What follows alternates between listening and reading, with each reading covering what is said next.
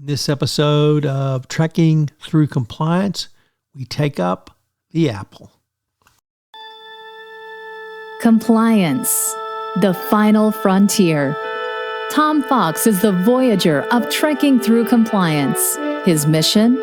To explore the original series and seek out and share what it can teach you about compliance. Here's your host, Tom Fox.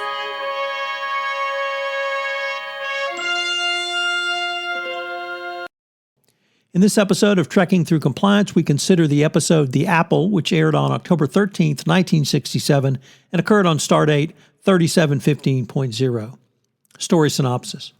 When Kirk beams down with a large landing party to investigate planet Gamma Trianguli 6, a flower turns toward security guard Hendroff and sprays him with deadly spores.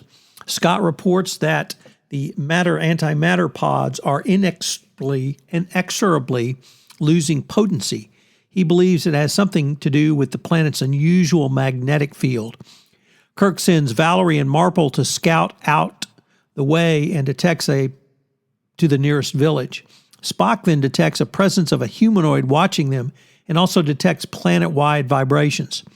Spock also finds a curious low-density rock which explodes unexpectedly when he tosses it away. Spock runs in the way of another flower which is about to spray Kirk and catches the darts in his own chest. McCoy injects Spock with a Maziform D, but does not respond, and Kirk asks Scotty to beam them all up.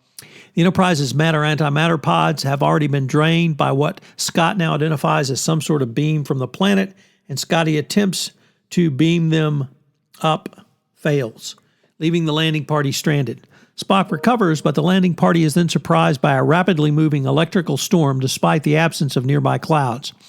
The ground also begins to smoke. Valerie attempts to report him by communicator, but his communication is jammed. The landing party goes to investigate, but Valerie is tragically killed when he runs over one of the exploding rocks. The humanoid returns, and Kirk has Chekhov and Spock create a diversion while he sneaks up on the Watcher. Kirk attacks him, evoking tears. Kirk promises not to hurt him again, and the humanoid tells Kirk that his name is Akuta, the chief of the primitive people he calls the Feeders of Vaal. He appears to be in some sort of communication with Vaal, since Spock notices antennae emerging from either side of his head. Kirk also asks to be taken to Vaal, just as Scott reports that the Enterprise is being dragged to the planet by a tractor beam from the planet. Akuta takes Kirk to Vaal, who appears to be a door into a hill in the shape of a dragon's head. Spock's tricorder shows that the entrance leads into the planet's interior and is surrounded by a force field. When Akuta takes the landing party to meet the rest of the people of Vaal, Kirk notices a strange lack of children and finds that Vaal has forbidden love, i.e. sex, providing replacements as they are needed. Sienna introduces herself to Spock and is greatly amused when he tells her his name. McCoy finds that the people are in perfect health without any disease or aging. Kirk and Spock then witness a ceremony in which the people of Vaal provide it with fuel. Chekhov seduces Martha, and this is observed by two of the people of Vaal, Makura and his newfound girlfriend, who then proceed to imitate it. This angers Vaal, who gives Akuta instructions.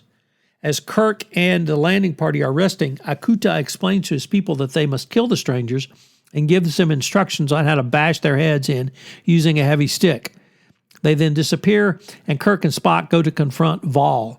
Vaal responds by calling a thunderstorm and striking Spock with a lightning bolt. The people of Vaal then attack, killing a security guard.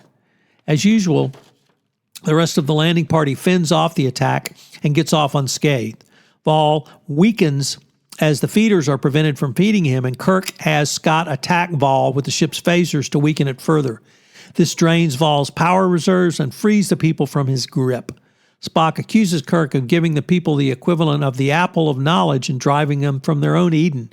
But Kirk maintains that Spock's resemblance to the devil is much more apparent than his own. So, what's the fun fact from this episode? Well, after reading the script, producer Bob Justman jokingly suggested that they should cast Ray Walston, famous for his portrayal of Uncle Martin in My Favorite Martian, for the role. It took 25 years, but it did occur that Walston did eventually get cast in Star Trek, and the role of Boothby in the TNG episode The First Duty.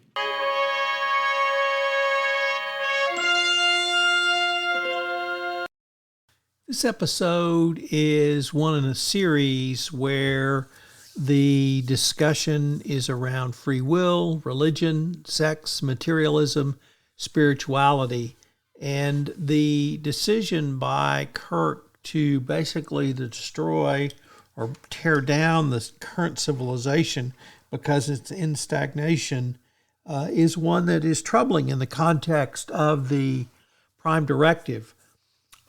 Kirk, of course, tries to explain it by saying that stagnation is really not civilization, and so that's his excuse. But it would certainly be interesting for Star Trek to explore what happens or what happened to many of these civilizations after Kirk changes them so dramatically. It's something that I think really should be explored in other Star Trek's episodes. Certainly we've had continued exploration of what happens to a civilization. In our prior episode of Mirror Mirror, we had several other episodes where the parallel universe was explored, most notably in Deep Space Nine. But here, I think it would be interesting to see what happened to this civilization after Kirk basically tore it down and then moved forward. So, but really, I think a lot to think about in this episode. Certainly in this day and age, the decision to teach the villagers how to kill and murder, it is a story as old as Cain and Abel. And whether you consider gun rights or gun violence more important, we certainly see what happens when people learn how to kill. They use that skill going forward. But a fun episode, one that will get you to think. It certainly got me to think on the rewatching. And I know that if you take the time and effort to rewatch this episode, you will certainly enjoy it. And I hope you did as much as I did as well.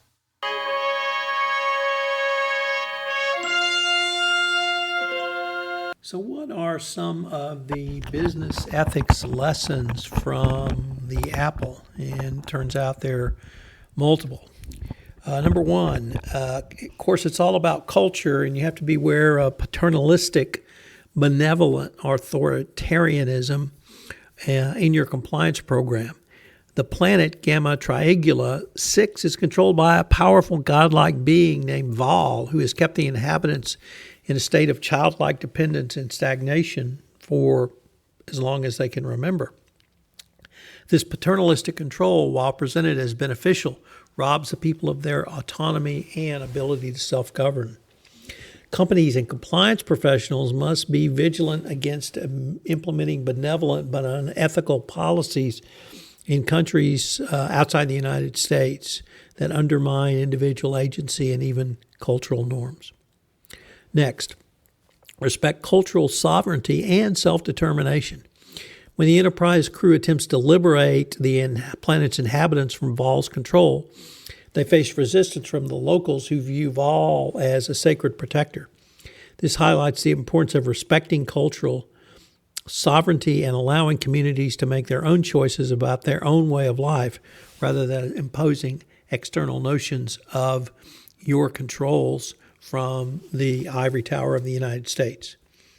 Next, prioritize informed consent and transparency.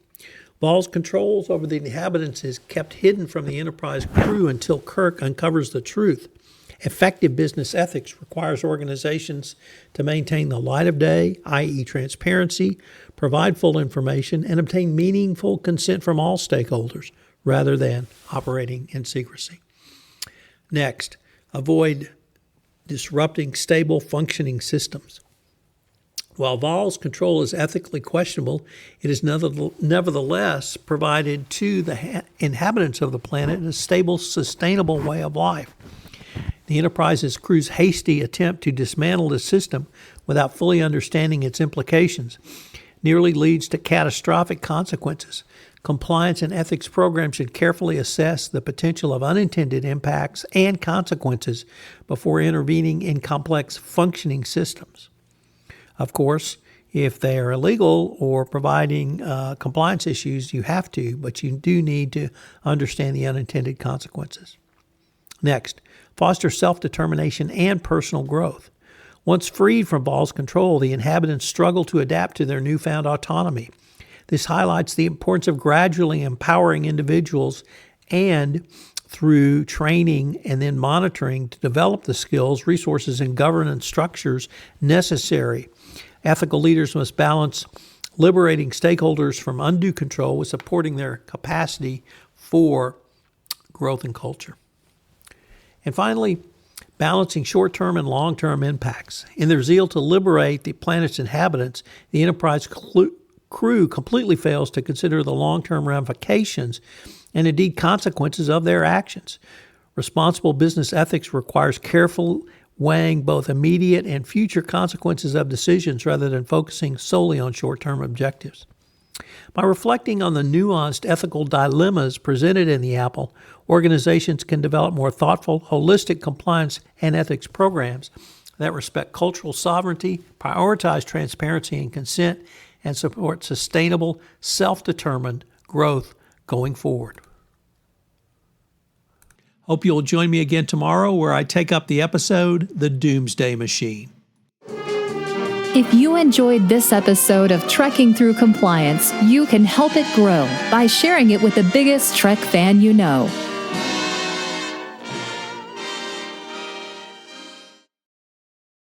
This podcast is a part of the C-Suite Radio Network. For more top business podcasts, visit c-suiteradio.com.